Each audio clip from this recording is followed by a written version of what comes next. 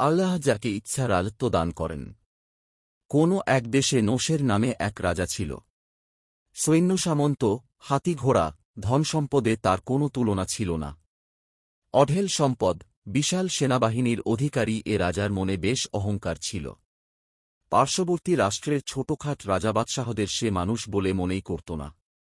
তার ছিল এক অপরূপা সুন্দরী মেয়ে। একদিন প্রতিবেশী রাষ্ট্রের প্রধানমন্ত্রীর ছেলে রাষ্ট্রীয় কাজে রাজা নোশেরের দরবারে আসে। পথিমধ্যে রাজকুমারীর সাথে মন্ত্রীর ছেলের সাক্ষাৎ হয়। দেশে ফিরে গিয়ে মন্ত্রীর ছেলে তার পিতার কাছে রাজা নোশেরের মেয়েকে বিবাহের কথা বলে। মন্ত্রী ছেলেকে বুঝানোর চেষ্টা করেন যে সে বাদশাহর মেয়ে।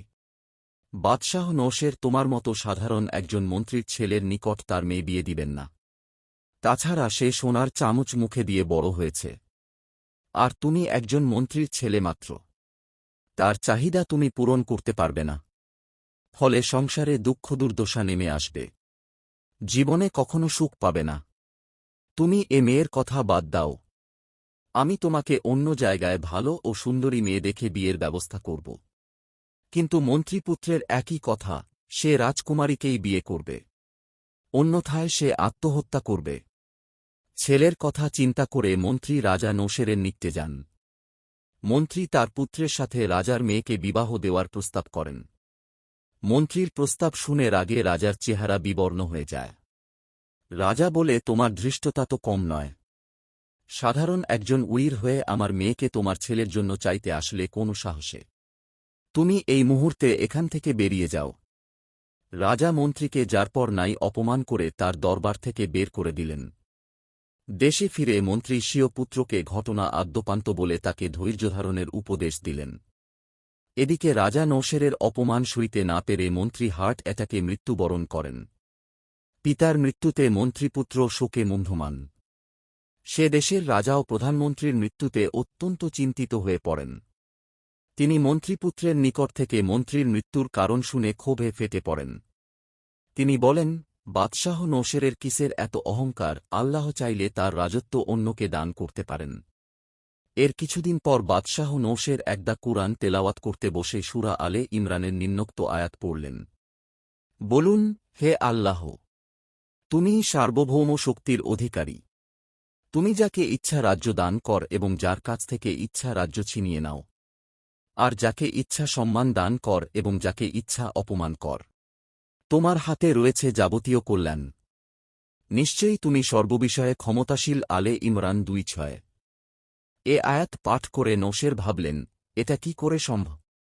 আমার এত সৈন্যসামন্ত থাকতে কিভাবে আমার রাজ্য অন্যের কর্তলগত হবে? এটা হতে পারে না।